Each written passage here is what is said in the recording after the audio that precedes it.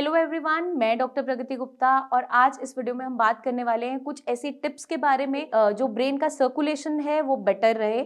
और जब हम पैरालिसिस की बात करते हैं तो बेसिकली जो कारण है पैरालिसिस होने के पीछे, उसके पीछे इस्चेमिक चेंजेस भी हैं। मतलब कि आपके ब्रेन तक अगर ब्लड सप्लाई ठीक से नहीं जा रहा, ब्रेन को ऑक्सीजन ठीक से नहीं मिल रहा, चाहे क्लॉट की वजह से हो, हेमरेज की वजह से हो, एजिंग की वजह से हो, या फिर आपकी बॉडी में कोई मिनरल्स की डेफिशिएंसी है जिसके कारण आपका जो ब्लड फ्लो है वो प्रॉपर तरीके से नहीं हो रहा है, उसकी वजह से ब्रेन का कुछ टिश्यू डेड होना स्टार्ट हो जाता है, जिसके कारण ब्रेन के अंदर श्रिंकेज आना, ब्रेन के अंदर ब्लड सप्लाई ठीक ना होना, न्यूट्रिशन ना जाना, वो सब कारण रिस्पॉन्सिबल होते हैं जिसकी वजह से आपकी ब्रेन की फंक्शनिंग पे इम्पैक्ट आता है। और जब हम पर्टिकुलरली पैरालिसिस की बात कर रहे हैं तो ये एक ऐसा न्यूरोलॉजिकल डिसऑर्डर है जिसके अंदर आपका ब्रेन टिश्यू इन्वॉल्व रहता है।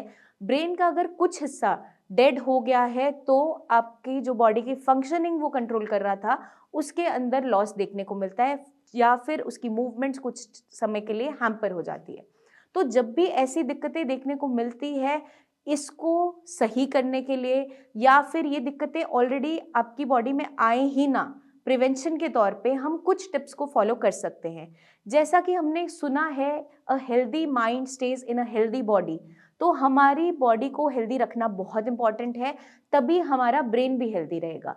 तो आपकी बॉडी की फिटनेस के लिए, आपकी ब्रेन की हेल्थ के लिए, जैसे कि डब्ल्यूएचओ में भी जो हेल्थ की डेफिनेशन है उसमें आपकी फिजिकल और मेंटल वेलबींग दोनों माना जाता है। क्योंकि अगर आप बॉडी से फिट हैं और मेंटली आप इल हैं, चाहे आप डिप्रेशन के शिकार हैं, चाहे आपको एंग्जाइटी ज़्यादा रहता है, या फिर आपकी मेमोरी में इश्यूज आ रहे हैं, चीज़ें भूल जा रहे हो, तो आपकी बॉडी का हेल्दी होने का भी कोई यूज़ नहीं रहता। और अगर आप ब्रेन वर्क खूब कर रहे हैं, आप अच्छे से एक्टिविटीज़ परफॉर्म भी कर लेते हैं, लेकिन आपकी बॉडी साथ नहीं दे रही, आपकी ऐसी कुछ बीमारियां आपकी बॉडी में हैं जो आपको मूवमेंट करने में, चलने फिरने में, डेली बेसिक एक्टिविटीज़ करने में रोक रही है, तो वहाँ पर भी हमारे जो कंडीशन है वो अच्छी नहीं रहती। तो हमें ब्रेन प्लस आपकी बॉडी दोनों को हेल्दी रखना है। उसके लिए सबसे पहली टिप जो हम फॉलो करेंगे वो है एक्सरसाइज। एक्सरसाइज में हम बेसिकली क्या करेंगे, आप मोस्टली सुनते हैं या पेशेंट्स भी बोलते हैं, मैम मेरा वजन तो ठीक है, मुझे एक्सरसाइज की क्या ज़रूरत। सिर्फ वजन घटाने के लिए एक्सरसाइज नहीं की जाती है, आपकी फिटनेस के लिए की जाती है। अब फिटनेस आपके फिजिकली फॉर्म में भी है, बॉडी के फॉर्म में भी है, आपके जॉइंट्स, आपकी बॉडी, आपकी स्पाइन, और आपकी फिटनेस मेंटली फिट रहने में भी है। तो दोनों को अगर हम साथ में लेकर चलना चाहते हैं, एक हेल्दी लाइफ जीना चाहते हैं, कि जितने हमारे ईयर्स हैं लाइफ के वो अच्छे से निकले, क्वालिटी ऑफ लाइफ इम्प्रूव रहे, हम अपना काम लास्ट तक खुद से करते हुए जाएं, तो उसके लिए आपको क्या करना है, एक्सरसाइज बहुत इंपॉर्टेंट रोल प्ले करता है। उसमें हम क्या फॉलो कर सकते हैं, आप योगा प्राणायाम कीजिए, आप एरोबिक एक्सरसाइजेज ज़रूर कीजिए, आप मेडिटेशन कीजिए। अब ये सारी की सारी चीज़ें कैसे मदद करती हैं, जब भी हम एक्सरसाइज करते हैं, चाहे आपकी एरोबिक एक्सरसाइजेज है, आपकी कार्डियो एक्सरसाइजेज है, आपकी बॉडी में ऑक्सीजन की जो मात्रा है वो कंजम्पशन बढ़ जाती है। तो ऑक्सीजन जैसे हमारी बॉडी के अंदर ज़्यादा जाती चले जाती है, उतना ही आपके ब्लड के साथ जो न्यूट्रिशन जा रहा है किसी भी ऑर्गन के लिए वो बढ़ता चला जाता है, और आपके ऑर्गन्स हेल्दी रहना स्टार्ट करते हैं। अब जब हम मेडिटेशन करते हैं, मेडिटेशन क्या मदद करती है, वो स्ट्रेस रिलीविंग एक एक्सरसाइज के तौर पे ही माना जाता है। म्यूजिक है वो भी एक इसी तरीके से माना जाता है।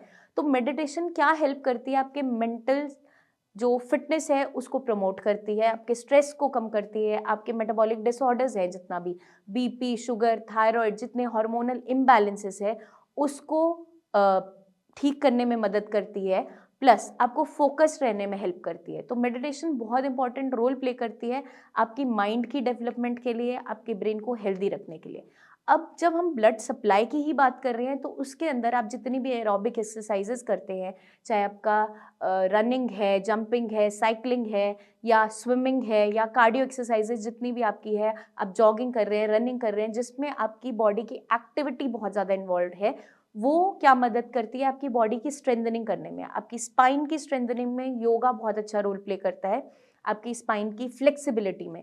तो आप मेजर इंजरीज से बच जाते हो, आपकी स्पाइन अगर फ्लेक्सिबल रहती है तो आपकी बॉडी में कहीं पेन नहीं बनता, प्लस आपका सर्कुलेशन हैम्पर नहीं होता, आपकी बॉडी में कोई भी नर्वस कंप्रेशन आने के चांसेस कम हो जाते हैं। तो एक्सरसाइजेस के बहुत से बेनिफिट्स हैं, आप ज़रूर इसे ऑप्ट कीजिए डेली रूटीन के अंदर। सेकंड जो टिप आपको फॉलो करनी है, उसमें आपको क्या करना है, एडिशनल एक्सेसिव सॉल्ट का इंटेक नहीं करना है। क्यों?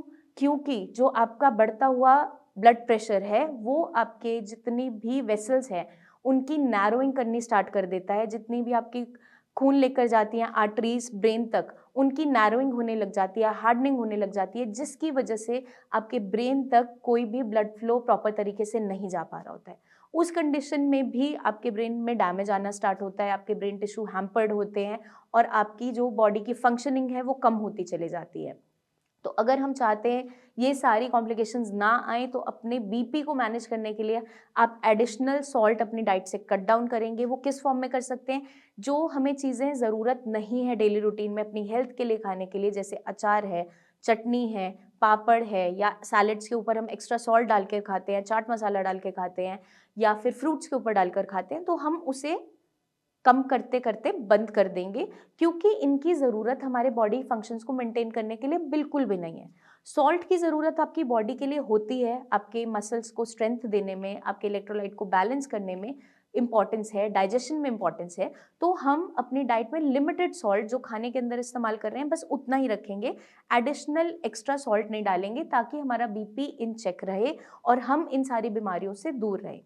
थर्ड जो हमें चीज़ का ध्यान रखना है वो क्या करना है, आप अपनी डाइट में बनानास को ऐड ऑन कीजिए।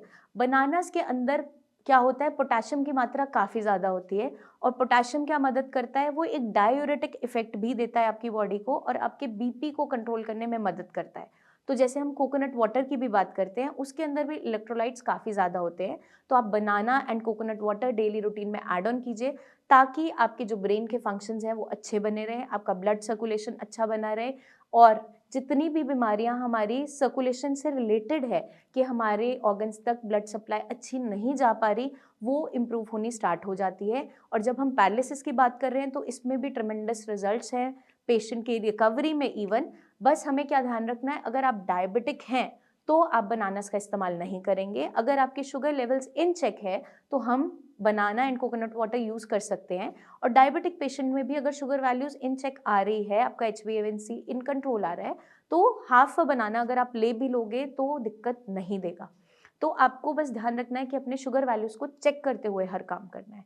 आई होप ये वीडियो आपको मदद करेगी समझने में, जानने में कि किस तरीकों से आप अपने ब्रेन को हेल्दी रख सकते हैं, अपने माइंड को हेल्दी रख सकते हैं, अपने आप को हेल्दी रख सकते हैं, ताकि आप जो ये बीमारी है पैरालिसिस या फिर कोई भी बीमारी है इससे कंप्लीटली दूर रहे। और अगर आपको पैरालिसिस हो चुका है तो दोबारा से इंडिपेंडेंट होने में ये बहुत अच्छा हेल्प कर सकते हैं आपके लिए, क्योंकि जब भी बॉडी के अंदर ऑक्सीजन की मात्रा बढ़ती है, हीलिंग प्रोसेस प्रमोट होता है।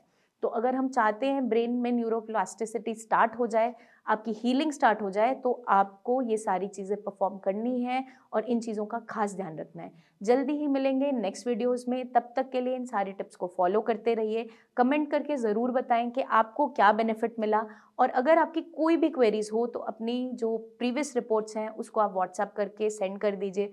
प्रेजेंट कंडीशन के वीडियोस शेयर कर सकते हैं कि कितना आप चल पाते हैं, सपोर्ट लेना पड़ता है, नहीं लेना पड़ता है, हाथ कितना रेज हो जाता है, स्पीच में कोई इश्यूज तो नहीं है। तो उसको देखकर हमारी टीम ऑफ डॉक्टर्स आपको कंप्लीटली हेल्प करेंगी असेस करने में कि आपका जो रिकवरी फेज है वो किस तरीके का रहेगा। आप फिजिकली मिलना चाहते हैं तो अपॉइंटमेंट लेके ज़रूर आइए। आप सारी रिपोर्ट साथ में ज़रूर कैरी कीजिए, ताकि हमारी जो असेसमेंट है, डायग्नोसिस है, वो प्रॉपर तरीके से आपका रहे, ताकि आगे चलकर जो मेजर कॉम्प्लिकेशंस आ सकती हैं उसे हम पहले से ही रोक लें। जल्दी ही मिलेंगे नेक्स्ट वीडियोस में, तब तक के लिए ईट हेल्दी, स्टे हेल्दी और एक्सरसाइज करते रहिए एंड टेक केयर।